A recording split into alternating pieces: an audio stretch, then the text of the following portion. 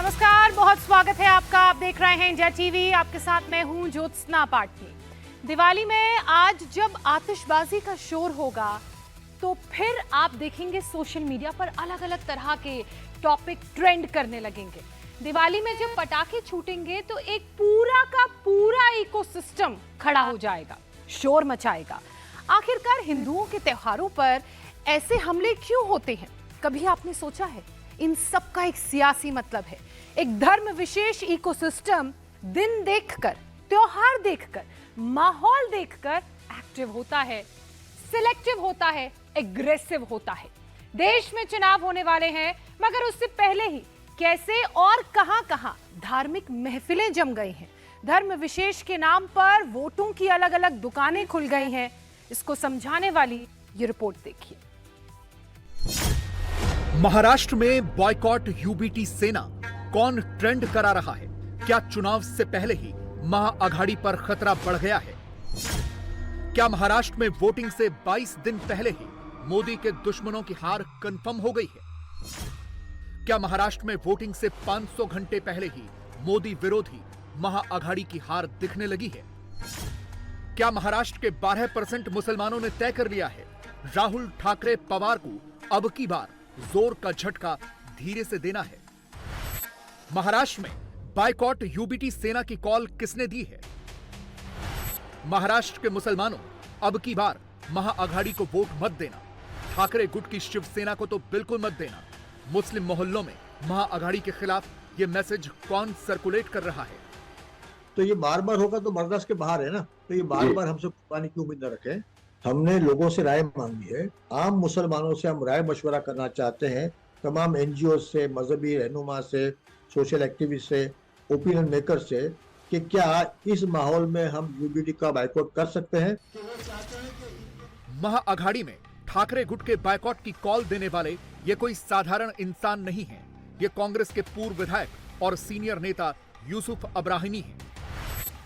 यूसुफ अब्राहमी ने कुछ दिनों पहले 6 लाइन का एक पोस्ट किया था और इसमें से 5 लाइनों में सीधे सीधे ठाकरे गुट की शिवसेना पर हमला था।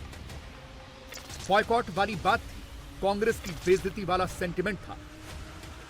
हमारी नाराजगी हमने जाहिर कर दी है कि जहां जहां मुस्लिम मेजोरिटी सीट है, अगर वहां से भी नॉन मुस्लिम लड़ेगा इलेक्शन, तो मुसलमान कहां से जाएगा असेंबली में? तो ये बार बार होगा तो बर्दाश्त के बाहर है ना। नौबत तो यहां तक पहुंच गई थी कि मंगलवार यानी 29 अक्टूबर को महाराष्ट्र के तमाम मुस्लिम ग्रुप्स को, धार्मिक लीडर्स को बॉयकॉट वाली मीटिंग के लिए बुला लिया गया था। मगर फिर इसके बाद क्या हुआ?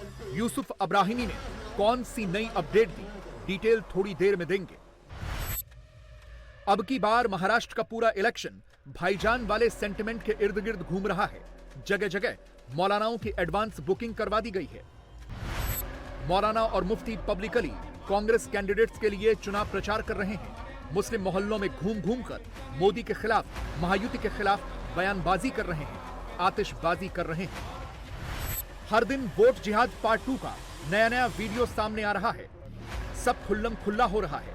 कोई जलसा लगाकर बंद कमरे में मुसलमानों को बैठाकर 24 के लोकसभा चुनाव की तरह महाराष्ट्र विधानसभा में महाअघाड़ी को वोट देने की अपील कर रहा है। आने वाले असेंबली के इजलास में भी उसी अक्लमंदी का मुजाहरा करते हुए अपने वोटों को तकसीम कार से बचाकर ज़्यादा से ज़्यादा वोटिंग करने की कोशिश करें। हमारी अपील ये है कि वोट को तकसीम कार से बचाया जाए और ज़्यादा से ज़्यादा वोटिंग हो, बस। कुछ लोग ऐसे भी हैं जो कुर्ता पजामा पहनकर, टोपी लगाकर मुस्लिम मोहल्लों में जा जाकर हेट स्क्रिप्ट पढ़ रहे हैं। उनके वीडियो बन रहे हैं। वो वक्त भी आएगा, मुसलमानों के मोबाइल पहुंच रहे हैं। लड़ता हूँ, अभी मेरा सब्र का इम्तिहान अभी जारी है।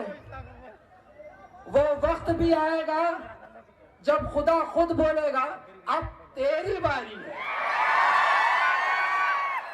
तो थोड़ा सब्र करो, इंशाअल्लाह बताएंगे। छेड़ो मत,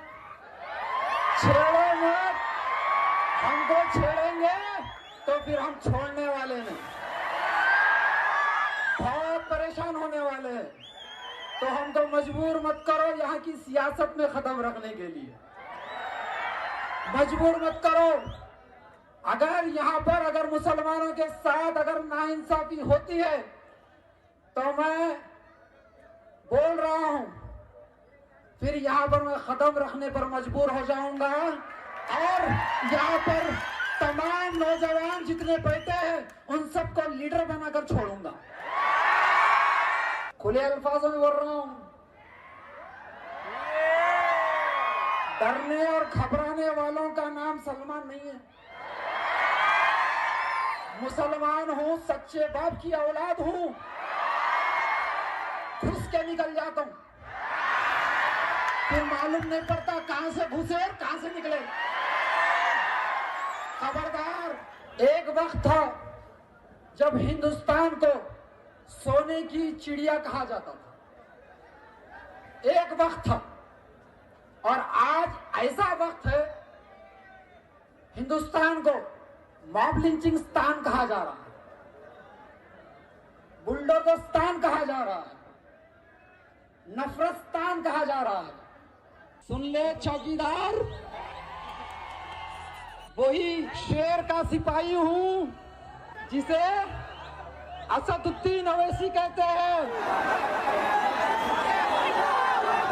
वही शेर का सिपाही हूं, ललकारता हूं, लड़ता हूं, मुकाबला करता हूं, अल्हम्दुलिल्लाह जीत कर आता हूं। जैसे जैसे महाराष्ट्र के चुनाव नजदीक आ रहे हैं, मुस्लिम मोहल्लों में मौलानाओं और मुफ्तियों की भूल भुलैया वाली शूटिंग बढ़ती ही जा रही है। जो मुफ्ती 24 घंटे पहले महाराष्ट्र के मालेगांव में दिखता है, वो मुफ्ती वहां से सियासी प्रोग्राम खत्म करके एक दूसरे प्रोग्राम में पहुंच जाता है और वहां भी दंगे फसाद वाली स्क्रिप्ट पढ़ने लगता है, मोदी को दिल्ली से भगाने की कस्में खाने लगता है। मुल्क में क्या हो गया, प्रॉब्लम बस आखिरी बात, मुल्क में क्या हो गया कि लड़ाई दंगे फसाद करवाए जा रहे हैं, कि सियासत को लहू पीने की लत है। जुमले पर ध्यान दें, मैंने कहा कि सियासत को, राजनीति को, सियासत को लहू यानी खून, सियासत को लहू पीने की लत है, नहीं तो मुल्क में सब खैरियत है। यानी ये जो कुछ भी हो रहा है, क्यों हो रहा है? कि जो कुर्सी के लालची है, जो सत्ता के हवस दिल में है, वो क्या कर रहे हैं? उनको क्या लग रहा है? डिवाइड एंड रोल, लड़ाओ और राज करो। और अंग्रेजों ने भी यही किया था, और अभी फिलहाल काले अंग्रेज भी यही कर रहे हैं। हमारे बाप दादा ने गोरों को भगाया था, जुमला सुनना, हमारे बाप दादा ने गोरे अंग्रेजों को भगाया था, और इंशाअल्लाह हम काले अंग्रेजों को भगाएंगे। बोलो इंशाअल्लाह। जो नुमानी महाराष्ट्र में मोदी को सियासी नुकसान पहुंचाने वाले वीडियो बनाते हैं, मुसलमानों तक पहुंचाते हैं, वो सिर्फ यहीं पर नहीं रुकते। मुसलमानों को गुस्सा दिलाने के लिए वो इस्लामी आइडेंटिटी पर हो रहे हमले की मनोहर कहानियां भी फैलाते हैं। कि इस मुल्क का एक तबका जिसके हाथ में अब ताकत आ गई है, वो बहुत अरसे से इस बात के लिए कोशा है कि इस मुल्क में से इस्लामी वजूद को मिटा दिया जाए और मुसलमानों से उनकी इस्लामियत को छीन लिया जाए। हमारी इस्लामी आइडेंटिटी पर ये हमला पे दर पे हमले हो रहे हैं। मैं उम्मीद करूं कि सब के सब बिल्कुल तैयार रहेंगे इंशाअल्लाह। अब जरा पोस्टर्स पर गौर कीजिए, कैप्शन पढ़िए, क्या क्या लिखा जा रहा है, क्या क्या कहा जा रहा है। हर जगह मुसलमान मुसलमान ही हो रहा है। मोदी से कैसे लड़ना है, योगी से कैसे लड़ना है, मजमा लगाकर, भीड़ बुलाकर भाईजान की भीड़ को ऑन कैमरा ट्यूशन दी जा रही है। मुस्लिम मोहल्लों में बंटोगे तो कटोगे वाला एक दूसरा एक्सपेरिमेंट शुरू हो चुका है। गर्दन तोड़ दो, नस्लें बर्बाद कर दो, इस तरह की बातें की जा रही हैं। मुसलमान एकजुट हो जाएं तो क्या क्या कर सकते हैं, इसका ऑन कैमरा डेमो दिया जाने लगा है और इसका एक वीडियो मौलाना उबैदुल्ला खान का आया है। हालात बहुत खराब हैं दोस्त, अगर मरना ही है तो मुसलमान होके मरो, घर तोड़वा के नहीं, गर्दन तोड़ के मरो, बर्बाद होके नहीं, नस्लें फिर बर्बाद करो। हमको अपने हालात पर डालनी चाहिए नजर। हर दरवाजा खटखटाया, और 1947 से लेकर आज तक रो रहे हो कि हमें इंसाफ नहीं मिला, और सच्चाई है कि तुम्हें इंसाफ नहीं मिला। हर पार्टी आई, किसी ने तुम्हें इंसाफ नहीं दिया। हर पार्टी के एमपी आए, किसी ने तुम्हें इंसाफ नहीं दिया। हर पार्टी का चीफ मिनिस्टर आया, किसी ने तुम्हें इंसाफ नहीं दिया। सबके जूते तुमने उठाए, सबकी चमचागिरी तुमने की, सबकी दलाली तुमने की, सबके लिए झूठ तुम बोले, सबके लिए एक दूसरे के खिलाफ चुगलखोरी तुमने किया, सबके लिए जेल तुम गए, सबके लिए लाठियां तुमने खाई। तुम्हें कौन सा गुलाब का फूल इन्होंने दे दिया? तुम्हारी नस्लों को बर्बाद किया इन्होंने। मुसलमान एक प्लेटफॉर्म पे आया था। शाहबानो केस में मुसलमानों ने अपनी कौम के मसाइल को गवर्नमेंट से मनवाने के लिए अपनी एकता दिखलाई थी पूरे मुल्क में, और 1986 में इसी पार्लियामेंट के जरिए हमने सुप्रीम कोर्ट की फुल बेंच के फैसले को लात मरवा दिया था और मुस्लिम पर्सनल लॉ को पार्लियामेंट में बहाल करके दिखला दिया।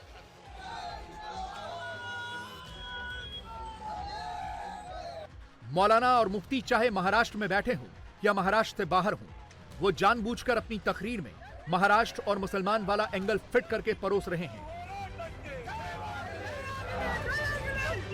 और यही वीडियो महाराष्ट्र के कोने कोने में पहुंचाया जा रहा है, जिसका मकसद ही एक है कि मुसलमान पूरी तरह से एकजुट हो जाएं, मोदी को सियासी नुकसान हो जाए। इसका एक सैंपल आपको मौलाना अब्दुल्ला सलीम के 2 अलग अलग वीडियो में देखने को मिलेगा। पहले वीडियो में ये मोदी योगी के खिलाफ जहर उगलते हैं, हिंदुओं के खिलाफ मुसलमानों को भड़काते हैं। दूसरे वीडियो में ये महाराष्ट्र के मुसलमानों को धर्म के नाम पर उकसाते और बहकाते दिखते हैं। जब मुसलमान का अमल बुरा होता है तो अल्लाह मोदी और योगी जैसे लोगों को भेजता है। अभी कुछ दिनों पहले शहर अररिया का एमपी वो कुछ इस तरह बयान देता है कि अगर अररिया में रहना होगा तो हिंदू बनकर रहना होगा, उस दिल बनने की जरूरत नहीं। जो लोग उग्र हैं, जो लोग माहौल को खराब करते, उनसे अमन की गुजारिश, और जो लोग बोलकर माहौल खराब करते, लगाओ गिरिराज सिंह के हाथ में हथकड़ी। हमारे सीमांचल पुरअमन इलाके को आग में झोंकने के लिए वो रथ यात्रा निकाला हुआ। अभी क्या बात चल रही है, ये महाराष्ट्र के एक रामगिरी महाराज अभी बर्निंग इशू बना हुआ है महाराष्ट्र के अंदर। अगर मैं मंच से कुछ बोल दूं, कोई टोपीदारी वाला एक दो बात इधर उधर की बोल दे तो फौरन जेल हुआ है। हमारे उलमा गए हैं, हमारे डॉक्टर्स गए, हमारे प्रोफेसर लोग गए। वो रामगिरी महाराज ने इतना बड़ा भाषण दिया तो सीएम क्या कहता है, सीएम महाराष्ट्र का, वहां का सीएम ये कहता है, जो लोग सोशल मीडिया में देखे होंगे उनको तो पता है, जो लोग सोशल मीडिया आप लोग नहीं है तो आप लोगों को बता रहा हूं। उन्होंने ये कहा, सीएम ने ये कहा कि हमारे धर्म गुरु को कोई हाथ नहीं लगा सकता है। ये स्टेटमेंट था उनका, सीएम का। अरे तुम्हारा धर्म गुरु है ही नहीं, वो तुम्हारा जाहिल गुरु है। महाराष्ट्र की पूरी लड़ाई ही मुसलमान वोटर्स को एक पाले में करने पर आ गई है, और इसमें सिर्फ कांग्रेस या महाअघाड़ी को सपोर्ट करने वाला इकोसिस्टम नहीं है। एक इकोसिस्टम बैरिस्टर ओवैसी की पार्टी का भी है, जो महाराष्ट्र के उलेमाओं को अपनी ओर खींच रहे हैं, और कैप्शन ऐसे ऐसे बन रहे हैं, यहां तक कि पोस्टर में जाकिर नायक तक को जगह दी गई है। इसके बाद एक कैमरा लगता है, पीछे पर्दा दिखता है, सामने कैमरे पर सफेद कुर्ते वाले मौलाना साहब का ओवैसी वाला टेप शुरू हो जाता है। सीधा टारगेट मोदी को किया जाता है और मुस्लिम वोट जपा जाने लगता है। मौका जर्रीन हमारे दरमियान आने वाला है, और वो है महाराष्ट्र के इलेक्शन का। हमारी लड़ाई वोट के जरिए से लड़ी जा सकती है, हमारी आवाज ऐवानों तक वोट के जरिए से पहुंचाई जा सकती है। अब मौका आ रहा है वोट के देने का, मौका आ रहा है जालिमों का पसपा करने का, मौका आ रहा है मॉब लिंचिंग को बंद करने का, मौका आ रहा है औकाफी जायदादों को बचाने का, मौका आ रहा है एक हर दिल अजीज कायद बैरिस्टर असदुद्दीन ओवैसी की ताकत को बचाने और बढ़ाने का। आइए मजलिस इत्तेहादुल मुस्लिमीन आपकी अपनी आवाज, मजलिस इत्तेहादुल मुस्लिमीन आपकी ताकत, मजलिस इत्तेहादुल मुस्लिमीन आपकी आरजू, मजलिस इत्तेहादुल मुस्लिमीन आपकी सोच, मजलिस इत्तेहादुल मुस्लिमीन मजलूमों की आवाज। एक आदमी बैरिस्टर असदुद्दीन अवैसी, अल्लाह ने बहुत कुछ दिया है, आराम से घर में बैठकर अपनी जिंदगी गुजार सकता है, लेकिन उम्मत की फिक्र में, लोगों की फिक्र में सारा हिंदुस्तान फिर रहा है। अल्लाह का बंदा तकलीफें बर्दाश्त कर रहा है, परेशानियां बर्दाश्त कर रहा है, ताने बर्दाश्त कर रहा है, इधर उधर की गुफ्तगू बर्दाश्त कर रहा है। उस आदमी के लिए मैं और आप निकलकर इतने वोट हम डाले, इतने वोट हम डाले, मैं बिलखुसूस महाराष्ट्र की माओ बहनों से, बुजुर्गों से अपील कर रहा हूं कि एक वोट भी हमारा जाए ना जाए, एक वोट भी हमारा खराब ना होने पाए, ताकि दुश्मन के हेकड़े निकल जाए। कोई नबी के खिलाफ आवाज बुलंद करने से पहले सोच ले कि मुसलमान के पास वोट की भी ताकत बाकी है। भोंकने वाले भोंकते रहेंगे, बादशाह जो होता है वो हाथी पर ऊपर बैठा हुआ होता है, नीचे छोटे छोटे कुत्ते भौंकते रहते हैं। कुत्ते का कद बढ़ नहीं जाता, हाथी के बराबर नहीं हो सकता। भौंकने दीजिए जिसको भौंकना है, पुकारने दीजिए जिसको पुकारना है। महाराष्ट्र में ओवैसी की पार्टी 14 सीटों पर चुनाव लड़ रही है। 14 में से 3 सीट मुंबई की हैं और तीनों ही सीट मुस्लिम डोमिनेटेड हैं। और जब मुस्लिम मोहल्लों में भाईजान की पार्टी के नेता पहुंच रहे हैं, AIMIM को सपोर्ट करने वाले मौलाना और मुफ्ती पहुंच रहे हैं, तो सुन लीजिए कैसी कैसी कमेंट्री हो रही है। आप लोग जो यहाँ खड़े हैं, मेरी आप लोगों से गुजारिश है, मेरी माँ बहनों से मेरी गुजारिश है, पहले जैसे 5 साल पहले आप लोग मुत्तहिद होके एक प्लेटफार्म पे आके सुबह सुबह वोट दे के आमदार साहब को कामयाब बनाए, इसी तरीके से ये साल भी, इस वक्त भी आमदार साहब को सवेरे वोट दे के कामयाब बनाए। 20 तारीख के दिन आज तक आप लोगों ने इतने लोगों को वोट दिया, कोई आपके मसले हल करने के लिए आया क्या? बताओ, कई पार्टी लोग आए, आज आ रहे तो बोला हम ये कर देंगे वो कर देंगे। अरे बनने के बाद तुम क्या कर देंगे? हाँ, तुम्हारी हैसियत भी थी, तुमने 70 साल 60 साल 80 साल पहले वोट लिया, लेकिन हमारा काम कभी नहीं किया। हम 35%, 37%, 40% वोटिंग करते थे, लेकिन हमने इस वक्त 70 से 80% वोट दिया और शोभा बच्चाओं को चुन करके भेजा, और ये साबित कर दिया कि जिसे हम वोट इलेक्शन में दान दे देंगे, जिसे हम वोट इलेक्शन में दान दे देंगे, उसे ज़कात में हिंदुस्तान दे देंगे। इलेक्शन आ गया तो आप लोग आ गए हथेली पे चांद लेकर हमको गुमराह करने के लिए। इलेक्शन आता था, आप हमारे दरमियान में आए, आपने वादा किया कि आप मुसलमानों हमको वोट दो, हम सेकुलर हैं, आप हमको वोट दो, हम आपके रास्तों की तामीर करेंगे। असेंबली में जाने के बाद में आपके वोट की खैरात के ऊपर असेंबली में पहुंचते हैं तो कहते हैं कि जिसको इस देश में रहना होगा उसको गलत कुछ नारा लगाना होगा। लेकिन महाराष्ट्र में मुस्लिम वोटों वाली लड़ाई में अकेले ओवैसी ही बड़े प्लेयर नहीं हैं। मुस्लिम वोट पाने वाली रेस में इंडियन सेकुलर पार्टी जैसे संगठन भी हैं, जो सीधे सीधे मुस्लिम वोटों के सहारे महाराष्ट्र विधानसभा में एंट्री के सपने देख रहे हैं। वो AIMIM के मुस्लिम वोट के पीछे भी पड़ गई है और महायुति के भगवा रंग को हरे रंग से चुनौती देने की बात कह रही है। मालेगांव शहर की आवाम को 20 तारीख को फैसला करना है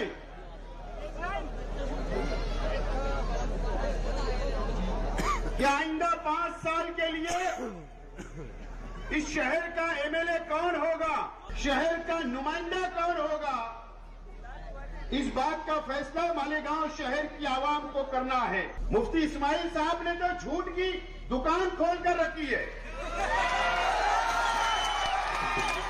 हरा कलर है ना, ये मेरा जो झंडा हरा कलर का है ना, ये मेरी पार्टी का पूरा नाम आपको पता है, उसका शॉर्ट नाम क्या था वो भी आपको पता है। लेकिन अगर आप लोगों ने मुझे असेंबली के अंदर भेजा, नौजवानों ने, इस शहर की आवाम ने, तो आज आपसे यकीन दिलाता हूं, आप लोगों को ऐलान करता हूं इस बात का कि ये हरा झंडा असेंबली के अंदर लेकर जाऊंगा। मैं हरा झंडा लेकर जाऊंगा, और ये लड़ाई मेरी इनसे नहीं है, नहीं है, मेरी लड़ाई भगवा करण से है, भगवा करण से। मेरी लड़ाई ये भगवावादी लोगों से है और इसके लिए मैंने ये हरा लिया हो। मुकाबला करने के लिए हरे की जरूरत पड़ेगी। महाराष्ट्र में मुस्लिम डोमिनेटेड पार्टियां दूसरी मुस्लिम डोमिनेटेड पार्टियों के वोट बांट रही हैं, तो दूसरी तरफ महाआघाड़ी का खेमा भी इसी मुस्लिम वोट की ताक में है। महाराष्ट्र में 15 सीटें ऐसी हैं जहां मुस्लिम आबादी 30% से ज्यादा है। 2019 के विधानसभा चुनाव में इन 15 सीटों में से कांग्रेस और शिवसेना ने 4-4 सीटें जीती थीं, बीजेपी ने 3 सीट जीती थी, समाजवादी पार्टी ने 2, एनसीपी और एआईएमआईएम ने 1-1 सीट जीती थी।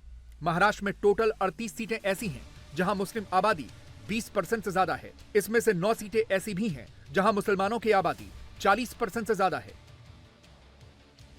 इसीलिए हर किसी की नजर मुस्लिम वोट बैंक पर है और महाआघाड़ी की सबसे बड़ी पार्टी कांग्रेस के कैंडिडेट्स के लिए मौलानाओं और मुफ्तियों की टोली ने मोर्चा संभाल रखा है। वोटिंग से पहले ही जबरदस्त सियासी आतिशबाजी हो रही है। कहीं के वीडियो को कहीं का बताकर उसे सीधे महाराष्ट्र की चुनावी थाली में भी परोसा जा रहा है। हर जगह निशाना मोदी पर ही लग रहा है। लेकिन एक दूसरी लड़ाई खुद महाआघाड़ी के भीतर शुरू हो चुकी है। कांग्रेस के मुस्लिम नेता ही मुसलमानों से ठाकरे गुट की शिवसेना का बॉयकॉट करने को कह रहे हैं। अंदर खाने की यह नाराजगी पोस्टर्स पर भी दिखने लगी है। महाआघाड़ी में सीटों के बंटवारे, खासकर मुस्लिम सीटों के बंटवारे पर कांग्रेस और ठाकरे गुट की शिवसेना में जो विवाद पैदा हुआ वो कुछ घंटों पहले तक इस लेवल पर पहुंच गया कि महाराष्ट्र कांग्रेस में ही उद्धव ठाकरे के खिलाफ आवाज उठने लगी। ये आवाज उठाई कांग्रेस के पूर्व विधायक और सीनियर नेता यूसुफ अब्राहनी ने। लेकिन दिल्ली से मामला सेटल होने के बाद अब उन्हीं यूसुफ अब्राहनी ने सफाई दी है और कहा है कि फिलहाल महाआघाड़ी में ऑल इज वेल है, कोई मीटिंग की जरूरत नहीं है। लेकिन क्या सच में ऐसा ही है या अंदर ही अंदर मुसलमान अभी भी महाआघाड़ी से नाराज हैं? इस बीच खबर आ गई है 6 नवंबर को राहुल गांधी और खड़गे मुंबई पहुंचने वाले हैं, महाआघाड़ी का घोषणा पत्र जारी करने वाले हैं। मगर उससे पहले सीटों को लेकर महाआघाड़ी में जो मारामारी है वो अभी भी खत्म होने का नाम नहीं ले रही।